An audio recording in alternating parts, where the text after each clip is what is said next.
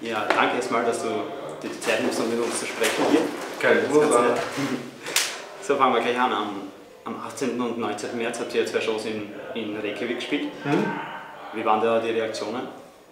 Ja, super. Also wir waren das letzte Mal, glaube ich, vor über 8 Jahren in Island, haben da gespielt und wir wussten auch gar nicht mehr, was uns so richtig erwartet. Ne? Nach der Finanzkrise sind da ja auch nicht mehr so viele Bands wieder hingekommen.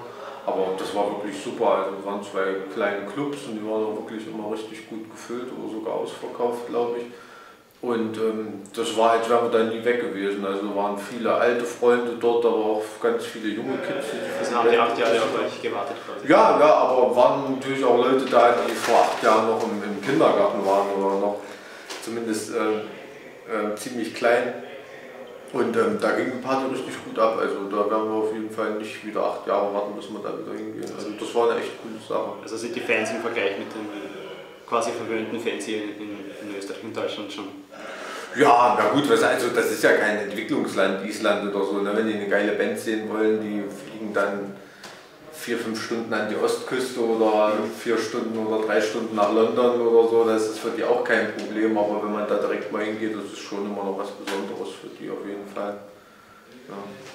Ja, habt ihr irgendwas von der Musikszene dort so mitbekommen? Habt ihr Supportbands gehabt? Ja gut, das kriegen wir ja immer mit. Also wir haben ja da etliche Freunde. Also privat war ich ja jetzt auch, keine Ahnung, war jetzt glaube ich mein 12. Mal, dass ich in Island war oder so. Ich habe da ja auch viele Freunde, also da bekommt man schon viel mit.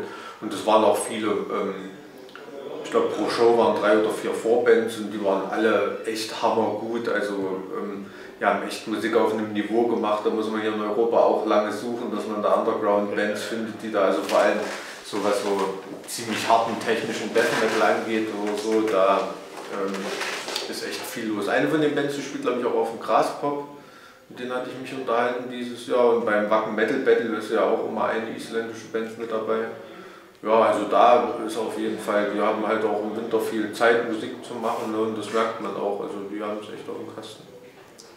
Ja, war ja Intro-Komponist, der hier auch bei der Show dabei. Ja, der hat Sound gemacht. Okay. Das war unser Soundman dort. Ja, also der hatte da Bock drauf und ist glaube ich, am nächsten Tag ist er sogar nach LA geflogen, weil er irgendeinen Film-Soundtrack da macht in Hollywood, keine Ahnung. Aber da hat er echt Bock drauf gehabt und bei seiner Musik, die er macht, erwartet man das ja nicht unbedingt, aber er kommt ja so aus der Metal-Szene und hat auch echt einen richtig fetten Metal-Sound hingestellt. Also der war auch schön, den da mal wiederzusehen und so. Also mit dem bin ich ja auch oft im Kontakt, das ist ja auch so ein enger Freund. Ja.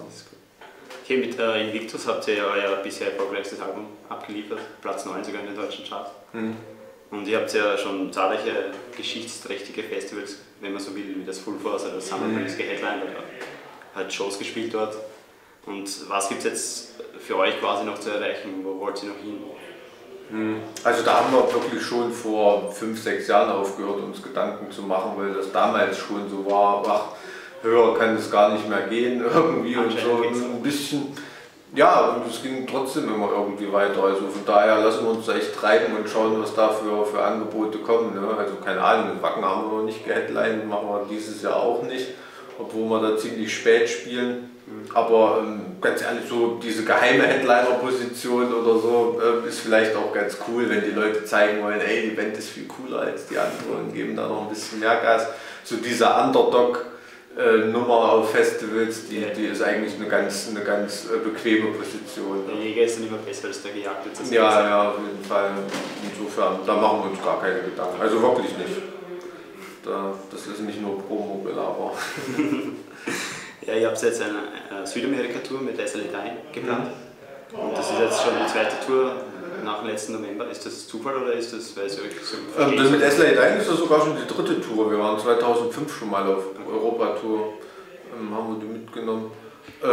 Also das war nicht unbedingt Zufall, weil wir auch mit denen gut befreundet sind und so, aber wir sind halt beide mit dem Booker, der das in Südamerika macht, gut befreundet, beide Bands. Und der weiß auch, dass wir gut miteinander auskommen und so und dachte halt, hey, das ist eine coole Idee und da hatten wir auch beide Bock drauf. Insofern war das nicht unbedingt Zufall. Wir wissen, dass wir beide zusammen gut auskommen und auch ein ganz gute Publikumsmischung ziehen und so. Und Ja, also das sind wirklich auch total nette Leute, wo keiner Allüren hat oder so, mit denen man da easy auskommen kann.